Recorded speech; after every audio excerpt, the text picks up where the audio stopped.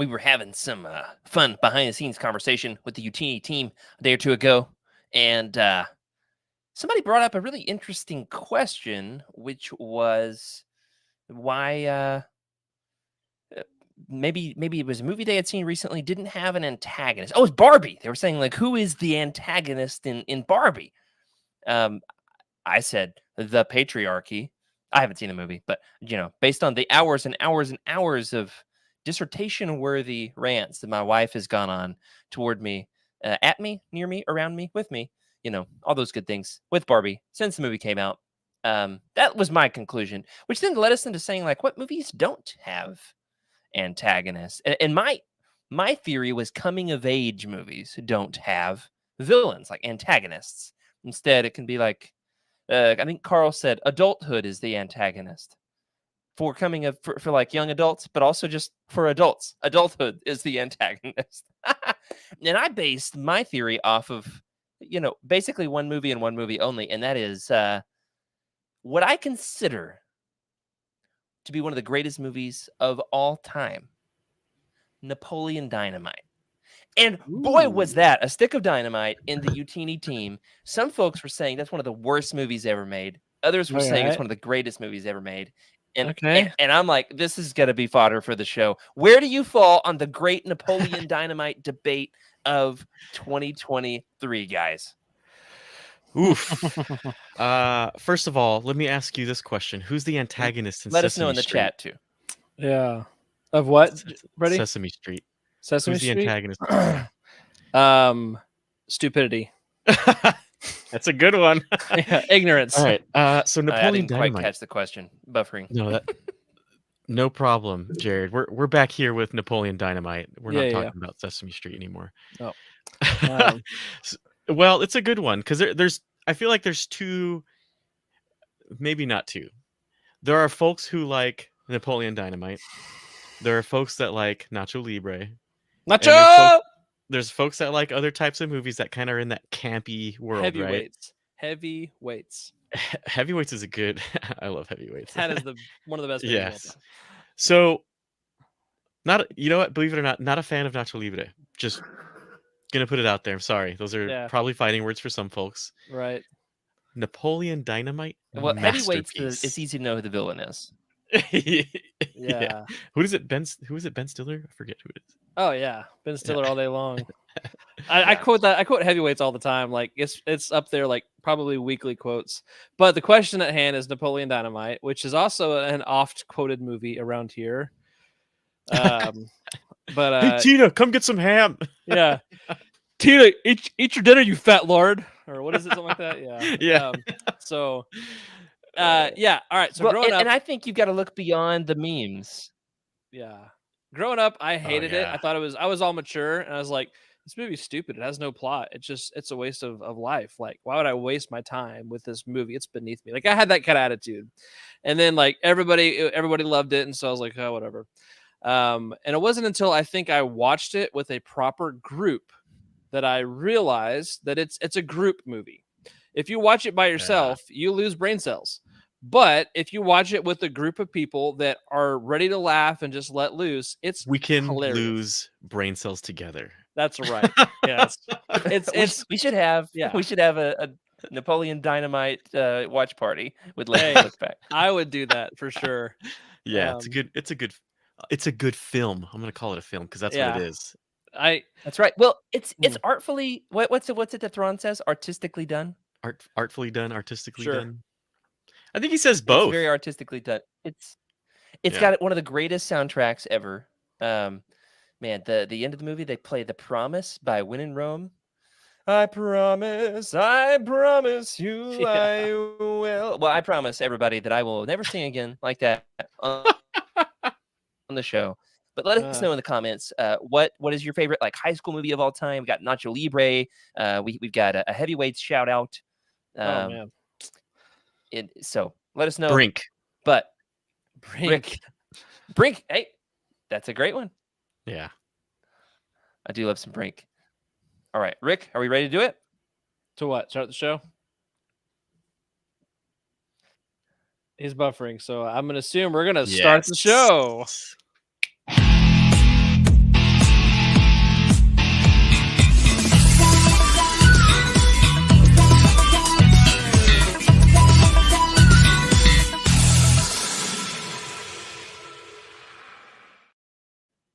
What's up, everybody, and welcome to Legends Look Back, proudly part of the Utini Podcast Network. This is a Star Wars books for people who want it that way.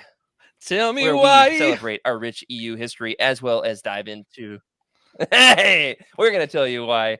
Boy, are we ever. This is our show where we talk about the rich EU history as well as lesser-known Star Wars classics. I'm your host, Jared Mays. I'm joined tonight by the person who has to have it his way because, of course, he's the producer and he gets to press the buttons that makes the show happen. And that is Rick Race. How are you, Rick? Hey, I'm here. And yeah, I'm here for the NSYNC, Backstreet Boys, Britney Spears, whatever you throw at me, I'm ready.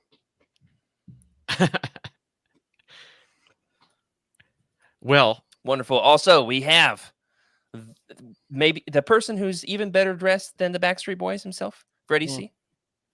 Today I'm just wearing your average hoodie. Nothing crazy. Nothing crazy here going on. But yeah, you know what? I do want to preface this show with tell me why. Brooklyn Nine-Nine, best episode ever. Oh yeah, that one. Yeah, I've at least seen that clip. Yeah. We're here to really talk about one thing and one thing only. How do you spell gray? Oh, I totally forgot about that. That has been plaguing me for the last 48 hours. Yeah, it's a nebulous place to be. It's a tough one. I think we've come up with like It is. Well, you've got code, right, Jared? A way to go about it. Freddie. So we've got gray spelt in two ways, one with an A and one with an E. And what I've heard in the past is A for if you're in America, and E for English, right? More like the British English. I think that might be the right way to go. So it's pending your location is how you spell gray. Interesting. Unless, of course, you're talking about 50 Shades of Gray, in which case that's with it an E. is always spelled with an E because that's the title of the book. Which I think, not that I've ever read the book or seen the movie. Yeah. But I think for me, that is what has ruined trying to spell gray. That's fair. Because that was a book we all read and multiple times, back to front, front to back. Right, guys. I feel like that's a dirty joke in itself. Like I don't even know. Like oh yeah, there's something there. Maybe we should check out Skooma Joe's. You know what's here. even more? Yeah, what do you say? We were talking about coming of age movies. So Skooma Joe would like a coming of age silly comedy about a Vong teenager who wants to get his degree in tech development, much to the ire of his traditional Vong parents. That's a great one. I like that, Skooma. I mean, absolutely. It's a good one, but it's kind of more or less already in Star Trek. I mean, a little bit, kind of, not really, but there's that trope. But I'm here for it. Our Gray Jedi discussion was going to be the most offensive, controversial thing that we were going to talk about tonight. But you mentioned Star Trek, so speaking of somehow that's worse. Speaking of that, never mind. Nope. Cool. So yeah, Gray Jedi, huh? Well, guys, I'm having a bit of buffering and some issues on my end. So if I'm like acting like I can't hear the entire conversation, it's because I can't, but I'm doing my best. I'm trying to set up a new computer. So maybe I should just smack it like Han smacks the Falcon. What do you think? Yeah, you could do that. Sometimes it makes me feel better. Also, for those listening in the future, Jared is currently in the middle of a what do you call it? Like what is that time warp again called? In Dark Empire. It's that tunnel that's gonna come grab you, the Force tunnel. Oh, the Force wormhole. The Force wormhole. There you go. It's on its way to Jared right now. So man, yeah, it's gnarly out the window. I'm gonna be honest. So that's gnarly. But guys, we're gonna get into what's gonna be a controversial topic tonight on the show. But first, we're gonna do a little bit of some traditional showing off acquisitions, little segment that we like to call Thracken's Thrift Store. Rick, is this difficult for you to talk about? You've made Yeah. a difficult decision to part with some of your collection. Yeah, I yeah, I have made the decision out of full self-control and acknowledgement of my problem that is hoarding, and maybe just a little bit because finances are tight. But I'm going to start selling off my stuff. So maybe I am Thraken, and you can buy from my thrift store if you want something. So name your price, I guess, because no, I'm halfway kidding. I am going to be selling some stuff, but it's not like I'm going to sell everything. And I negotiated a deal to buy some from Rick, he and did. then within hours, it massively crashed my bicycle, and it's gonna cost almost exactly to the dime to fix my Yep. bicycle what it was gonna cost for me to buy some books from Rick. And So so he Rick's reneged on the standby. deal, and my family has been starving this week. It's fine. So They're eating hyperspace worms. I mean, And ramen. hot chocolate. yeah, and hot chocolate. Man, it keeps on showing up in more and more books. Like now that I'm looking for it, it's everywhere. Yeah, it is. It's Timothy's on. It's his thing. Mm. Well, Rick, you're trying to get rid of things. So does that mean you don't have any items for Thrakens this time around? Or have you also been buying things and getting rid of things at the same time? I don't think I've. Oh, crap! I bought a canon book in order to sell it. Mm. Like to clarify, it's the Timothy Zahn like Thrawn trilogy, the canon one, like the first one. I had 2 of those 3 autographed, so I thought I'd have a better chance of selling all 3 autographed as a set. So I bought an autographed one Okay. really cheap. I mean, But cheap you haven't ish. tried to sell it. Now you just have them on your shelf. And I already had that book, but now I have that book and a signed book.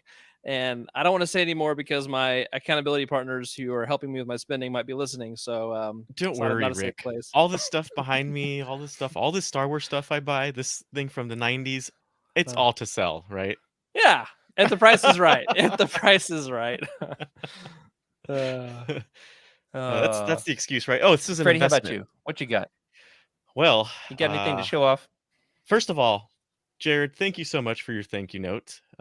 Jared sent me a thank you note in the mail, along with Rick didn't get a thank you note. He got a scrap of paper. I got a scrap of paper. Seriously, let's. And then, of course, the signatures. Oh, dude, the signatures. Of Mr. Stackpole, and of course we've got Sean Stewart here. Mm-hmm. Fantastic signature, by the way. And then Beautiful. Mr. Rick's Sean Mr. Stewart signature is partially damaged. It works. You know, that's what's funny too. In this whole like, I'm not going to buy anymore. I'm going to start selling. I get these beautiful signatures and realize I don't have a Sean Stewart or Michael Stackpole hardcover, and I can't deface them by putting them on a paperback. So, if you know of a Dark Rendezvous and an Jedi for sale. The only Dark Rendezvous hardcover is the Sci-Fi Book Club. In fact, oh, great. When Mr. Stewart signed my copy, he said to me, "I've never seen the hardcover before," which, as a Star Wars collector, that was a great feeling. And I was like, "You can't have it. It's mine." Nice. But something funny that I remembered about this that I had totally forgotten. Freddie, you remember we bought these books together in California last year. We both got hardcovers of Dark Rendezvous. What's hilarious, I forgot about this. Mine was already inscribed inside the front cover of my hardcover of Yoda Dark Rendezvous. Y'all remember this? Yeah, that's right. Read it, Jared. It says, to Mitchell, with all love, Grandma and Grandpa, 2005. So Mitchell, thank you for ruining my book. It's so funny. I love that. Oh, that is great. Mitchell, yeah, that was there, it's my Christmas present now. Thank you, Grandma and Grandpa. And I love that. That's awesome. Yeah, I've got some other stuff here, unfortunately. Because I feel like, Jared, you've got a lot of cool stuff that you probably have to show. So I'm going to show mine so it doesn't get so downtrodden. All right. So a couple of the things that I bought here are because of Jared, I'm already holding it because of Jared Don't blame me. Don't blame and me. because of Rick. Mm. There you go. That's You can fair. blame Rick. Yeah, these are both your faults here. It was actually really nice. It was like a buy one get one 50 off at Barnes and Noble, and it was the day that we talked about this on the last episode. So they ended up in my lap. So I blame both of you for that one. Beautiful. And then I'm gonna put this to the side. I call those And then- Star Wars books nice enough to display in the bedroom. Yes. Yeah. And then of course I regret to inform you that I bought another True Bakura. Why regret? It's a hardcover. Every time I see a hardcover, it's a must buy. I never find if and this one says Wait, is it to Mitchell? No, Mitchell. Dude, no way. Dear Mitchell? John, Okay. John, may the force be with you. Love, Mom and Dad, 1992. 92, man. Yeah. That's a good one. Wow. Mitchell's old And- enough to have grandchildren now. Supportive Or parents. John. That's great. That's right. Thank Wow. you, John. Hey, you Yeah. reminded me that I actually did go to Barnes and Noble right before like we repented, and I did get Oh. two books. Okay. I got the Star Wars Timelines book, the new one, Oh. which isn't Legends, but it's a cool book. And then something else, but I can't remember what it is. So, yeah, good story, huh? Yeah. Two Star Wars Google books. says, was that book out in 92? Yes, it came out in 92. So it's a first edition right there. That's a first edition. Nice. And And then of there's course, a inquiry. Do we Ooh, address yeah. this? I need to take a recount. I actually don't know how many I own, but if I were to guess, I have, and I pass them out to folks every time they want a Star Wars book of my favorite type here. And so I've given some out to even a fan, I believe, from Vermont. How you doing? Hope you're doing well. I see you in the chat every once in a while on Jeremy. Discord. Jeremy, exactly. So maybe about 8 or 9 is what I think, but there's a chance that it could be a lot higher than that. When you I think I've got 2 or 3, Freddie. Freddie, when you're saying you hand them out, for some reason, my mind like went straight to you hand them out to like homeless people. They're like asking for food on the side of the road, and you're like, "Hey, I'm sorry. Here's True Bakura." No, like that's no. just the I take my bike and I go door to door. yeah. And I have you heard? And if they want it, Also they Halloween can keep candy. it. Yeah. yeah. Freddie just has a gigantic bucket on his front porch full of True Bakuras. Or all the little bitty ornament size ones he has. There you go. There you go. Last one. This is the last thing I have. They're both related to Legends in a way. We've got 2 of the Boba Fett Hasbro Kenner, I guess you would say, that dropped here. I'll hold this one up first. Look at that artwork. This is from, Nice. I want to say Empire Strikes Back, or and now the Bounty Hunters. Yeah, check that out. So it's got the comic art, and even the character himself, or the, what do they call it, the figurine, is painted, the model, I guess, I don't know, painted in the same way that the artwork of the comic has been done. And my favorite, from Boba Fett, Death, Lies, and Treachery. There it believe this is. the Cam Kennedy. Kennedy. Yeah, Cam Kennedy. I said Cam Kennedy. Cam Kennedy, that right there, in the style Or as of we like to call him, Hot Dog Boba Fett, Freddie. hot dog. This is Hot Dog Boba Fett in, I guess not really the flesh, in the plastic, right here. Yeah. In the plastic. I've ordered mine. It's on the way. It's en route. I love the shading on that too. I wish you could see that in the camera, but there's a lot of shading, just like it's in the comic They're books. That's Target really nice. exclusives. So Yeah. if you want to get your own, they're out there. Swifty, And in fact, Target exclusive. Target's getting everything nowadays. that's right. Get yourself a Taylor Swift album while you're at it. All right. So Freddie got to show off his Boba's Fett. Gotta love to see it. Which one is a clone, Freddie? Hot Dog Boba Fett or the original Marvel? Let's go with the original Marvel, because Hot Dog Boba Fett has a very close place in my heart. That's right. All right. I love to see it. Well, I don't have new books to show off, new action figures. I did get, as you know, quite a few books signed at Legends Con. I think I showed off a couple last week. I'll just show off 2 or 3 more for tonight. Got my little Rogue Squadron paperback signed by Michael Stackpole. Oh, and he wrote something. Oh, this is cool. He wrote, "Fly fast and shoot straight." So that's cool. Not quite as cool though as what Matthew Stover wrote in my book, which I think I showed off, which was "Everything I tell you is a lie." Man, my mic was muted, but I made the joke that Stackpole wrote, "Dear Mitchell, Merry Christmas." Oh man, that would be so good. This one's cool because I got Karina Becco to sign my Legacy Volume 2, and she signed it, and it's the gold Sharpie. See if you can even Wow. pick it up on the camera there. Yeah, right at the top. Yeah, which looks really cool. And meeting her was awesome. Got a really good looking, just black Sharpie signature inside my 30th anniversary hardcover collectible copy of Crimson Empire, signed by Randy Stradley. And he wrote here, "Loyalty never dies," which is cool. Yeah. And then he proceeded to tell me a story about the creation of these 30th anniversary hardcovers that, bless his heart, made no sense. I have no idea what he was trying to tell me about these, but it was a long story. Oh man. I don't really know where he was going with it. Nice. And one more. I got Planet of Twilight, which was my 300th Legends book. Save the best for last. Here, signed by Barbara Hambley, who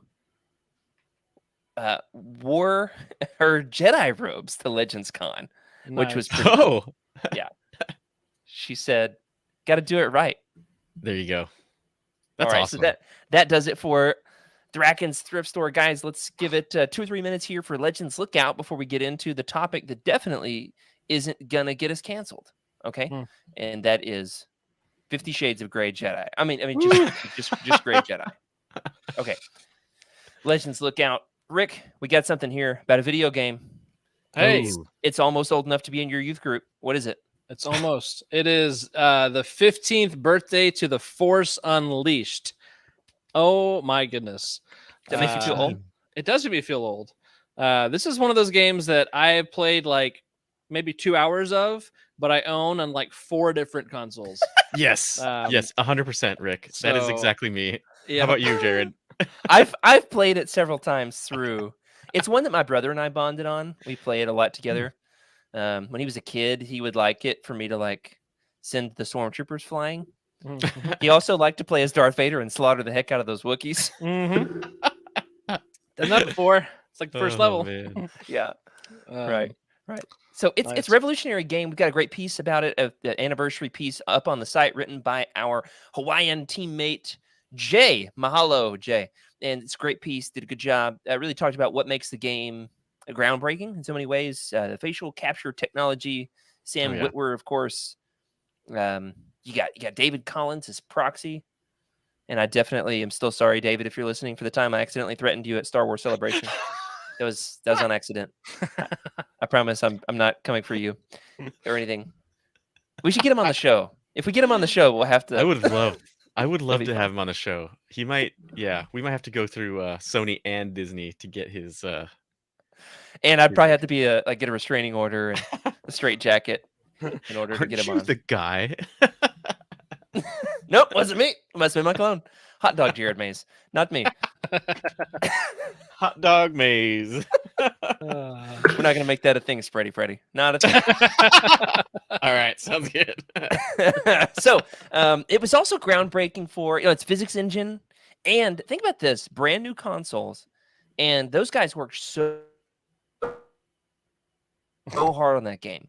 They put it out on every single console at the time. PS2, PS3, original Xbox, Xbox 360, Wii, Nintendo DS has its own version. PC. Yeah. It's out on more consoles than Luke Skywalker had girlfriends in Legends. And I'm not even exaggerating. I have it on DS, on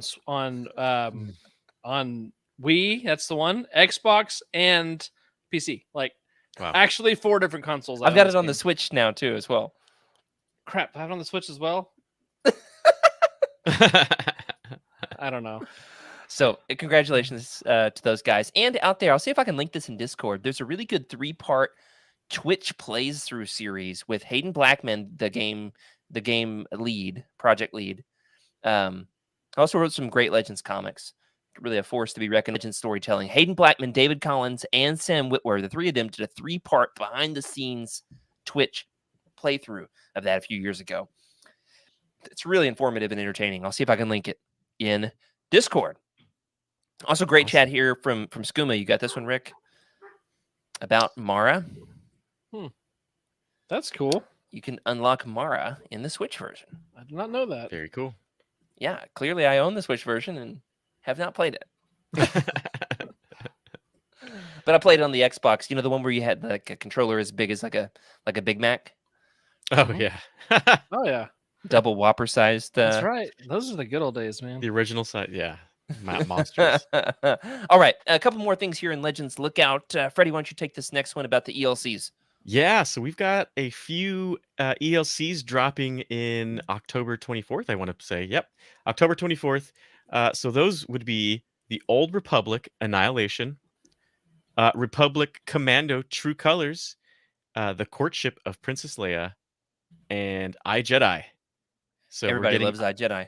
Yeah, we're getting iJedi in an ELC, which is, in my opinion, a good choice because that means that Stackpole definitely will receive some fundage from Rick from that.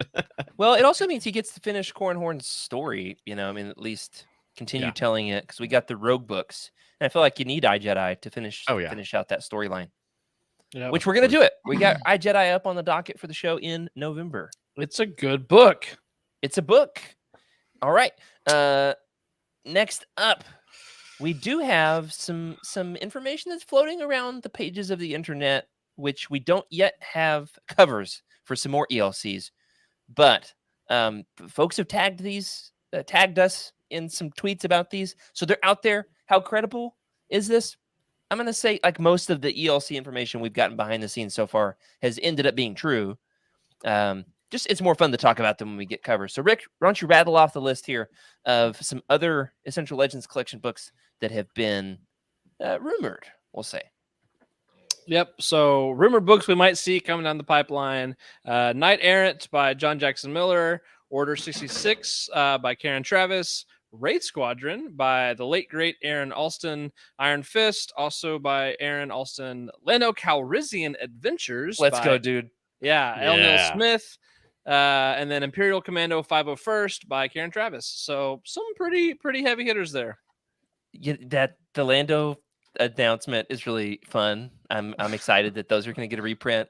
I can't wait for more people to discover Buffy Raw.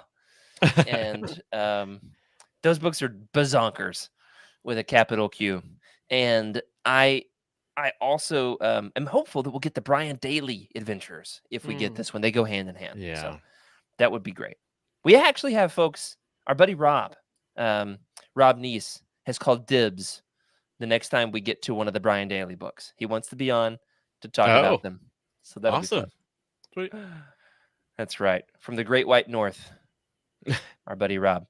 All right, guys, before we wrap it up tonight, we've got one more topic, a bit of a debate that we have never waded into here on Legends Look Back. In fact, people have begged us not to. But we're doing it anyway because we're gluttons for punishment. Okay. It's become a relevant topic lately with Ahsoka. Ahsoka herself says, famously, "I am no Jedi like my father before me." And however, how much of a Jedi is she? It's debatable. The people also were speculating about the antagonists in Ahsoka, Balin and Shin. They were saying, based on some early art, early trailers, they were saying maybe here it is, drop the hammer, Gray Jedi. And then that incited the most vehement internet vitriol you've ever imagined. Imagine what folks were saying about the Phantom Menace. Dial that up to a 19. Okay. I mean, people have so much hate about Gray Jedi. And let's talk about it, guys. What, first and foremost, constitutes, in your opinion, a Gray Jedi? Oof. Before we weigh in on if it's if it's possible, if it's right, even. And Freddie conveniently left the chat. All right. Yeah, he's like, I'm not gonna tackle this one, guys. He's working on his camera, looks like. But so for me, I feel like you have to define some of the terms even before you get to that. Right. Because we use the term Jedi synonymously or synonymous. Which one? Anyway, Yeah, we use synonymously. it It's an adjective. synonymously. Thank you. With Force user, and that's not the case. You know, you can be a Force user or Force sensitive and not be a Jedi. So Jedi to me, but that terminology has evolved over the years because in most of like 90s legends, dark Jedi are everywhere. I mean, True. under every single corner around the galaxy is another dark Jedi, and that term has fallen into disuse. But they also didn't have Sith like at that point. That was not a thing, right? Right. And so so our language has evolved regarding this. yeah. But to me, a Jedi it includes a ideology and a religion of the Force, and so you don't, if you still are using the Force but not adhering to that religious or ideological beliefs, that doesn't necessarily make you a gray Jedi. In my opinion, I think the term though does have value, and maybe It might it just describes make you some people. It might make you a rogue Force user. Yeah. Yeah. I got some more thoughts, but I can throw them in later. So someone else keep going. Yeah, we've got a couple of definitions here, and I found these from folks on the internet, and I find both of these helpful. They're a little different from each other. Okay, one is we could be talking about a Force user who can walk the line between the light and dark sides of the Force, and here's the key, here's the kicker, without surrendering themselves fully to the dark side, which of course begs the question of, is that even possible? Yoda himself says, once you go down to the dark path, forever will it dominate your destiny. That was the worst Yoda I could have possibly Wasn't your done. best. Wasn't your best. Forever will it dominate your destiny. That was Better. at least, yeah. All right, I'll stop. Another definition then would be someone who. Okay, so with that is someone who would use dark side powers, in other words, in service of the good. So they're still good guys, but they can do cool stuff. Another definition, another way to look at it would be it's a Jedi who refused to adhere to the strict code of the Jedi Council. They don't necessarily use dark side techniques, but they don't necessarily fall right in line with the dogma of the Jedi Code or adhere to the instructions of the Jedi Council. So those are two separate definitions. A good guy who does cool stuff versus somebody who just is a little bit rebellious. Where you fall in on all this, Freddie? Before we name the Gray Jedi in Legends and qualify whether or not they belong as with that title, what do you think? Okay, this is going to come at a lot of different angles. We've got the counterpoint of it, can you really be a Gray Jedi? Because if you can't really stand for anything, then like, what is it that you stand for if you're just so neutral, right? If you're not trying to help anybody, if you're not there's that aspect. But then there's the aspect of, well, what if there is a Jedi who goes down a path that the Jedi are not too fond of, but it's not quite Sith in the making. It's just straddling more of the line of I guess the moral, kind of like chaotic good, right? If you think of a character who does whatever it takes to get justice, even if it's without the lawful courts getting in the way, that kind of like a vigilante of sorts. Sure. Now, I believe it's very possible for that Gray Jedi to exist, for a Jedi, to have gone through the Jedi Academy, to have gone through all of the process, become a Jedi Knight, get into their 30s, their 40s, when they're like, I don't know about this. They start deconstructing. As I say, deconstructing. They get a couple of tattoos. There you go. They get a few tattoos, but they discover that there's more to being a Jedi, probably, but also they understand that there might be things the Jedi should be doing that they're not, because maybe their philosophy gets in the way, but it doesn't really quite go with your philosophy. You believe a different kind of thing. and I see that as very possible, right? And that's almost Ahsoka, not quite Ahsoka. I feel like she got expelled for different reasons, but imagine you get expelled from something because of your belief, and it's just your hard fast belief. Now you just kind of create a different branch. It's not really that Right. light side Jedi of Which being begs the inside the temple. question. Yeah, it begs the question of what's more important, following the Jedi Council or following the will of the Force. And Yeah. I feel like that is one aspect, right? You can see Gray Jedi existing in that kind of world. But now you're talking about the dark side.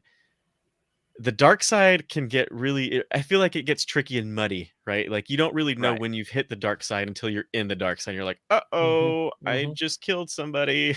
Which Yeah. begs the question of where is the point of no return? Mhm. And I And think that's more of the question, right? And I think right. Revan experienced that point of no return, which is unlimited power.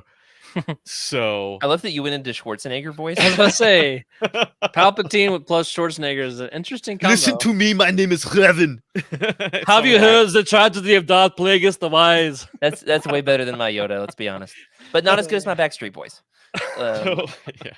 So I think that's where you determine where does the point exist when power and the lust for that power and experiencing that power, just because you know you understand the light side, right? And it's just a slow process. And the dark side is a really quick express way to get there at a heavy consequence. So I Mhm. feel Right. like if you were to look at a curve, right? Here's the official curve. Someone can draw it for us. You've got the light side over here, right? Uh-huh. And I feel like you've got it's kind of going down a little bit. Maybe more like this. It's sloped down in terms of like your moral compass, right? And then once you hit a certain point, we'll call that like the event horizon of the dark side. It's it's exponentially going down. Maybe logarithmic. I don't know which function that This is. segment we like Yeah. to call rocket science with Freddie C. Yeah. It's essentially going like this. It's a sharp, steep drop off, Mhm. right? And it takes a lot. Obviously, look how long it took Revan, or what it took for Revan to get back up to the point of sort of return where he was sort of a Jedi, but he didn't really feel like a Jedi, Yeah. And right? so what was gray about Revan? So let's talk about who these people are. We've got a handful of Jedi who in Legends could be classified as gray Jedi. Revan is the poster child of the gray Jedi. Revan, of Yeah. course, in the book, which is controversial, the book in and of itself, he talks about how, he doesn't quite see light and dark the same way as the Jedi Council. He gets married, he has children. He's not afraid to use a little bit of Force lightning every now and then. Mm. But his life story, it does experience of like trying to reject the Jedi Council's teaching. He did give in and become a Darksider, and so people will point to Revan and say Revan actually is not the greatest example of a gray Jedi. Who else Mhm. we got? Who else fits in there among the gray Jedi and Legends guys? Jolie, Jolie, Jolie, Jolie. Sorry. This is who knew that the Gray Jedi episode would be the first musical I was episode the of Legends first. Lookback. It's not the first. I've been trying to have a musical episode for since I started. So When you brought your guitar and we were like, Rick, this is a podcast. good times. Yeah, Jolie Bindo, he's hanging out down in the underlevels of Kashyyyk. Hmm. And they get down there, and Revan's like, yo, you're a Jedi, dude. And he's like, I used to be a Jedi, but the Jedi Council, they really suck. So I'm just down here with my animals and my lightsabers.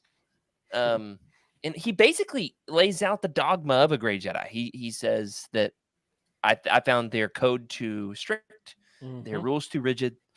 Man, it actually kind of sounds like maybe Jolie is just the stoner. What's he growing down there under those Look, underlevels? man, I just want to chill. Yeah. Man, I definitely think that you The more I can. describe it. Yeah, I feel like you can follow the path of light without being strictly adhering to the Jedi code. And so one of the definitions for gray Jedi is that somebody who doesn't use the dark side, at least not the majority of the time, and just as differing with the Jedi Council. And so that gets a fine definition in and of itself. They can only do Force lightning in one finger, not all of them. Yeah, it's a pinky Well, too. It's we got a great comment here from Isgul that the main character in Into the Void, Lannery Brock, I believe is her name. Yeah, so she definitely sees, it's before the dogma of the Jedi and the Sith are really established. It's these separate and apart, polar opposite kind of yin-yang religious groups. They're still figuring it out. And so the balance, it's a lot more balanced. But however, that begs the question of what's the balance of the Force. We're not getting into that tonight. A few Can more. we just a second? Just a little bit. Sure, go ahead, Rick. I What just you want got? to make a reference. 2 books that I actually looked at before tonight. This one, The Jedi Path. They just talked about that on Star Wars Archives. Nice. I love these books. It has a little segment about Gray Jedi, like it's super brief. And then Star Wars and Philosophy. I pointed this book out a while back, but it actually gets into some of the religious thought and philosophy on that. So if you're interested in this topic and want to dive into more about maybe what was inspiring George Lucas and some of his thoughts, perhaps, and even just kind of the bigger picture, this has some really insightful comments as well. So I won't say any more. Hey, no, so Rick. That's a good one, by the way. Recommended. I have not read that. Are you telling me there's a section on Gray Jedi in the Jedi Path? It's a paragraph. I'll look at it. No so way. it's toward the back. Rick's got receipts, y'all. He does have receipts. Threats to Jedi teachings, and there's a paragraph. I'll go ahead and read it. It says, the so-called Gray Jedi have been with us since the beginning. Although they do not break with the Jedi orthodoxy concerning the dark side, they bristle when asked to take orders from the Council. Gray Jedi make compromises, cut corners, and hide their actions from scrutiny, all under the assumption that their experience makes them authorities on policy. They are mavericks. Yeah, mavericks who are difficult to control, but can be valued members of the Order after they have been persuaded to follow the established hierarchy. My favorite part is this is propaganda, by the way, from the Jedi Temple. I'm telling you right now. Totally. That sounds like it was written by that stodgy professor from Harry Potter. Oh, the old lady. Yeah. My favorite part though is the little notes on the side, and Kenobi has a note that says, "Some call Master Qui-Gon a Gray Jedi, and I confess I can see why they do. He's going to get me in trouble." Let's talk about Qui-Gon. Qui-Gon, alongside Mace Windu, both are often included in this conversation. Qui-Gon, though, we never see him use dark side Force powers. He, however, does not see the Force in the same way as a Jedi. Yeah. And so he fits one of these two definitions. Well, I feel like Qui-Gon is more ahead of the curve in terms of his I guess understanding. I feel like he's really looking at the technical side of it. Like if he were, let's say, working with, I don't know, the Pope, right? He would be doing like the astrophysics and how God created certain things, right? I feel like that's exactly how Qui-Gon was. He was more focused on not just this mystical thing, but really trying to hone in on what it was. And really, I think that was the reason why he brushed up against the Jedi Council. They were so in their way. And he said, no. What you think is in your way, it's actually something different we need to look into. So that's why he didn't quite make the council. He's a mystical thinker. I mean, he's just an outside the box kind of roguish. He's an Enneagram 8. All right. We'll just put it that way. I thought you didn't believe in the Enneagram. I don't, but I'm an 8 and I love Qui-Gon. So we're the same. Who else would fit this list? We've got Revan, Jolie Bindo, Starkiller often is included in this conversation. Starkiller. That's Shout a great out once one. again to The Force Unleashed if you're wanting some more, if you want to experience the Gray Jedi thing for yourself and decide for yourself. Don't just listen to Freddie Prinze Jr., okay? Go out there and make up your mind for yourself. Spend some time with Starkiller. Quinlan Voss, aka Legends Jason Momoa. That's my favorite. That's my favorite one. Quinlan Voss. Can we talk about Quinlan Voss for a little bit? Go for it. What you got to say? So Quinlan Voss. Rick, have you read what is it? Dark Disciple? I think it's Dark Disciple. I did. Oh, come on. Get into the Legends books. Hold on, Freddie. Have you read a canon book? I've read that recently because I was like, I like Quinlan Voss because I feel like his path into the darkness was very interesting to follow. Right. Yeah. It shows a bit of how the reason why Jedi decided no love was because it can really take you into an area that you're unprepared for. and possibly at the advantage of the Dark Force user, if that's the case, which it was the case in Quinlan's story. And I believe that to be very true, but at the same time, it's really up to the will of the Jedi, right? And we all know how Quinlan Voss ended up going. But Yeah, and in Legends, in the Republic comics, Quinlan he lets his anger and his impulsiveness get the best of him, mhm, and he does find himself slipping too far down that path, and so he tries to rein himself in. Aayla Secura tries to rein him in, and so I do appreciate that he has to have a counterweight to yeah, help him from losing himself, because I think Yoda has a point that I think Yoda's wrong, which is a hot take, but I would say there is a point of no return, and he flirts with that line. So he goes way past that line. So, okay, this is again a big picture question.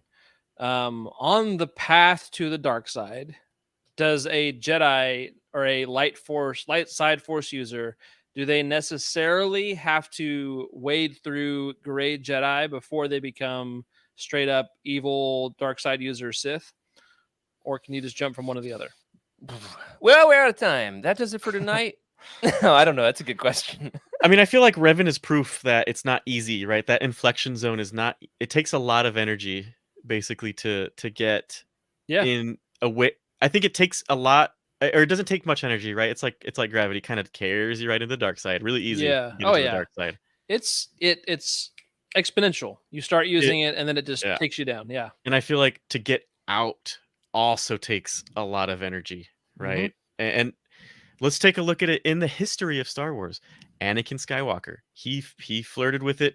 Obviously, went real quick, Yeah. real quick into the dark side. It was almost like a snap of a finger from our point of view. Yeah. But he look what never it took. was the poster child for perfect Jedi student though. But True. the reason was he was recruited by a Gray Jedi, by a rogue Jedi, Qui-Gon, who Yeah. Qui-Gon, if he had just listened to the Jedi Council. So it is a really interesting conundrum. I find all of this Yeah. really fascinating. Yeah. Another Skywalker who goes down this path in Legends is Luke. Yeah. Twice. One in Dark Empire. He Yep. flirts with that line. His Crosses sister's the love line. is what brings him back. Crosses Yeah. the line. And it's And always seems to he be thinks he can love, play it safe, right? but he can't. It always seems to be love that brings a lot of these people back. It's like, what's the counterpoint to evil? It's gotta be love, like, because that's really the counterpoint to evil, in my opinion, to selfishness is to think of others. And Come on, and preach.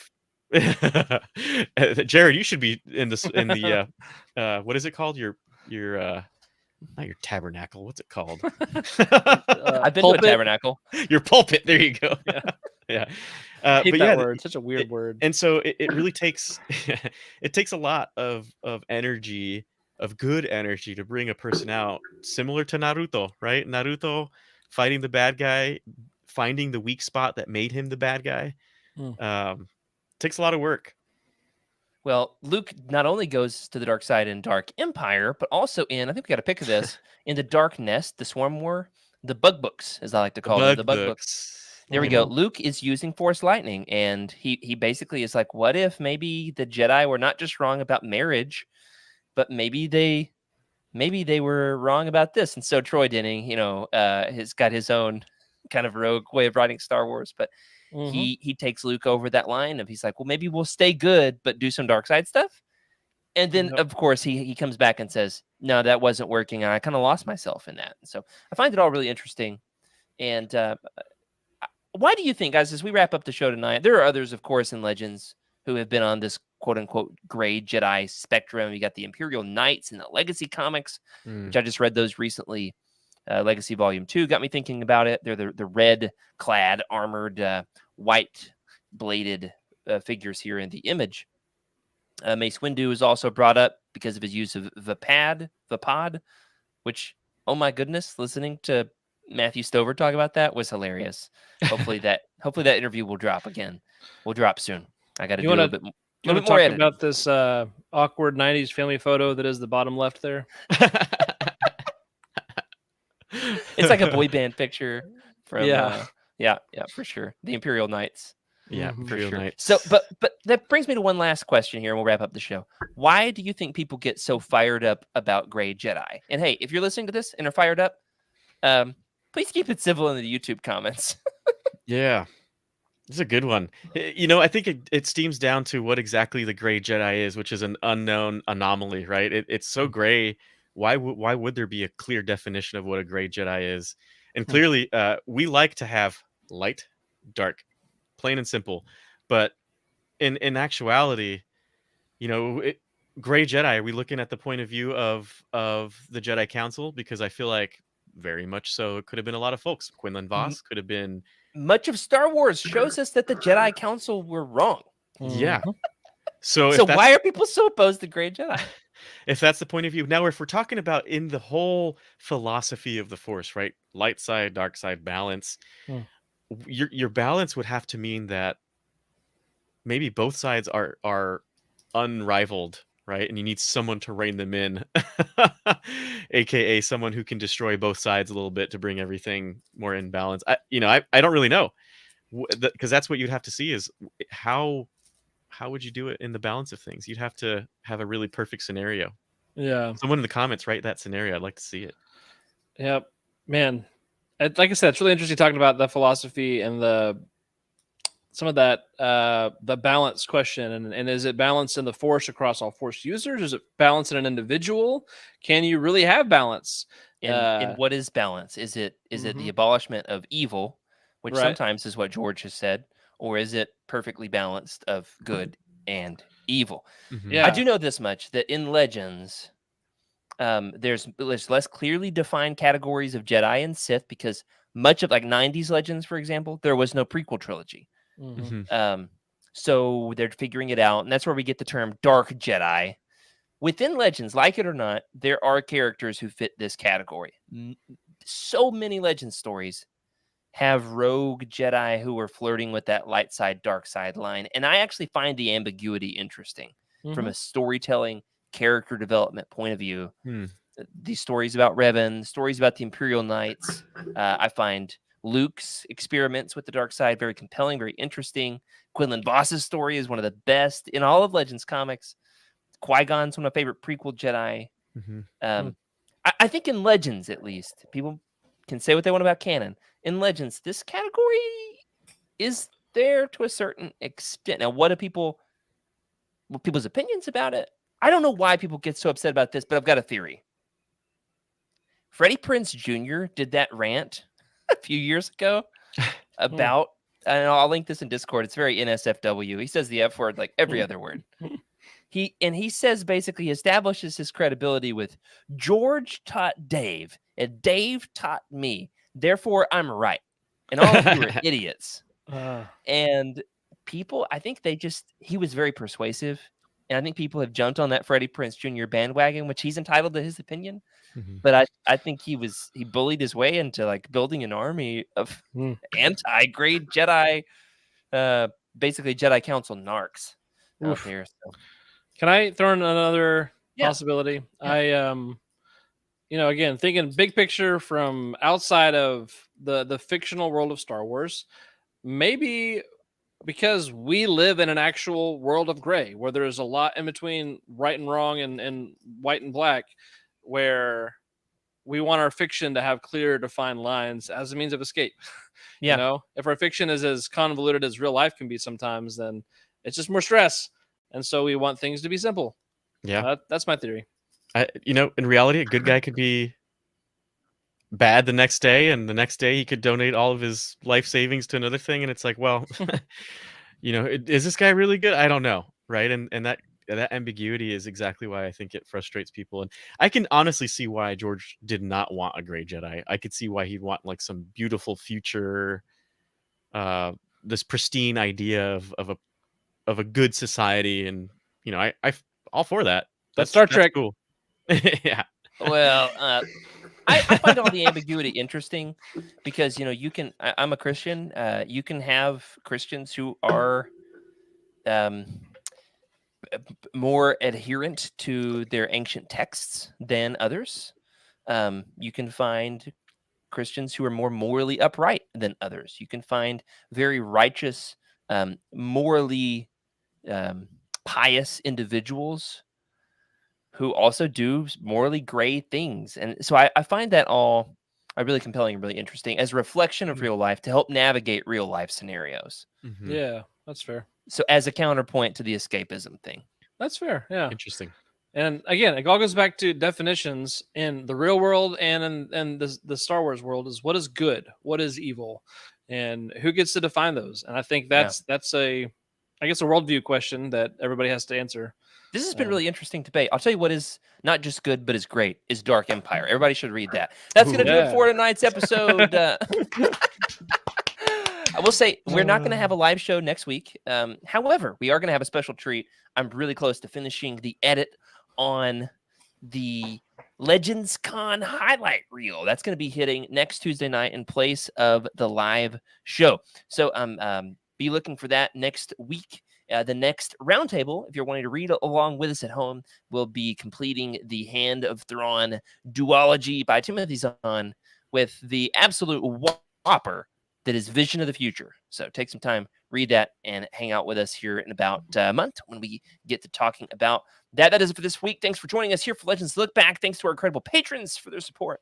A special thank you to Brian Dooley, Earl Q, Carl Sanders, Zach W, Michael Fry, Raymond Bazinski as well on our Jedi High Council, as well as James T, Ashley Ingalls, Colton Fife, Chris Carrizo, and Sally and Chris Eilerson on our Alliance High Command. Thank you for your amazing support. Remember to sub to the channel, leave us a review on your podcast platform of choice. By the way, guys, if you're listening, you can find our audio interviews with these Legends authors that I got to interview at Legends Con.